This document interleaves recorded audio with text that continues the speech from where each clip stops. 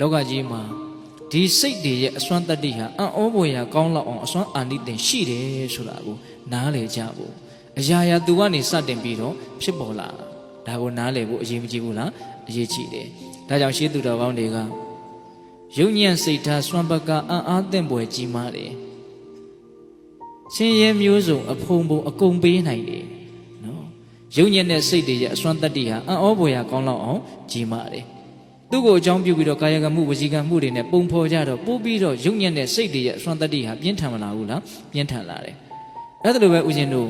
မြင့်မြတ်စိတ်ထားစွမ်းပကအံ့အားသင့်ဖွယ်ကြီးမားတယ်ကောင်းမြတ်တဲ့စိတ်တွေရဲ့အစွမ်းတတ္တိဟာလည်းအလုံးမအံ့ဩစရာကောင်းလောက်အောင်ကြီးကျယ်တဲ့သဘောရှိတယ်ကောင်းမြတ်တဲ့စိတ်တွေကိုအခြေခံပြီးတော့အပြောတွေအပြုတွေနဲ့ပုံဖော်ကြပြီးထုစစ်ကြပြီးဆိုတော့လည်းပဲလောကကြီးကအလုံးမဒါကောင်းကျိုးချမ်းသာတွေနဲ့ပြည့်စုံသွားတဲ့အနေအထားမှမရှိဘူးလားရှိတယ်ဒါကြောင့်ကောင်းတဲ့စိတ်တွေရဲ့အစွမ်းတတ္တိဟာဘလောက်ကြီးမားပါလေလို့တိတိကျကျပြောဖို့မလွယ်ဘူးပေါ့ကောင်းမြတ်စိတ်ထားစွမ်းပကအံ့အားသင့်ဖွယ်ကြီးမားတယ်ချမ်းသာမျိုးစုံအဖုံဖုံနော်အကုန်ပေးနိုင်တယ်ပေးတယ်ဆိုတဲ့စကားလေးကတော့အလွန်စိတ်ဝင်စားစရာကောင်းတယ်ဆင်းရဲမျိုးစုံအဖုံဖုံအကုန်ပေးနိုင်တယ်အဲ့ဒါကတော့မကောင်းတဲ့စိတ်ရဲ့အစွမ်းတတ္တိလောကကြီးမှာဆင်းရဲဒုက္ခတွေရနေတာဟာအရင်စစ်လိုက်ရင်ဒီမကောင်းတဲ့စိတ်ကိုအခြေခံခံကြည့်ပါပဲလောကကြီးမှာချမ်းသာဒုက္ခတွေရနေတယ်အရင်စစ်လိုက်ရင်ဒီကောင်းတဲ့စိတ်မှာအခြေခံတယ်ဆိုတာကိုတွေ့ရတယ်ဒါကြောင့်ဦးဇင်းတို့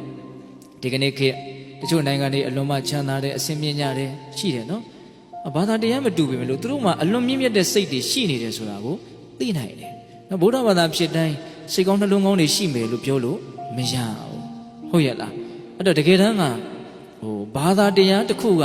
ချမ်းသာခြင်းဆင်းရဲခြင်းကိုပြုမှုတယ်ဆိုတာထက်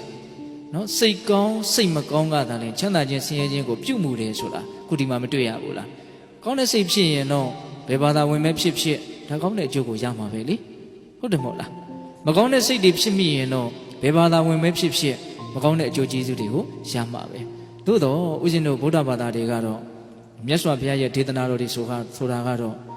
အလွန်မှမြင့်မြတ်ပြီးတော့အလွန်မှတန့်ရှင်းပြီးတော့ကိုတကယ်လိုက်နာကျင့်ကြံကြိုးကိုအားထုတ်မယ်ဆိုရင်အလွန်မှကောင်းမွန်တဲ့ပြည့်စုံတဲ့အာမခံချက်ရှိတဲ့ဒေသနာတော်တွေဆိုတာကတော့ဘယ်လိုမှမငြင်းနိုင်ဘူးဟုတ်ရဲ့လားသို့တော်လည်းပဲဒီအဆုံးအမကောင်းတွေရှိနေပြီမလို့ကိုကကောင်းတဲ့စိတ်ဖြစ်အောင်မလုပ်နိုင်ဘူးမကောင်းတဲ့စိတ်တွေပဲဖြစ်နေတယ်ဆိုရင်တော့ဒါသူ့လမ်းကြောင်းတိုင်းသွားရမှာပဲ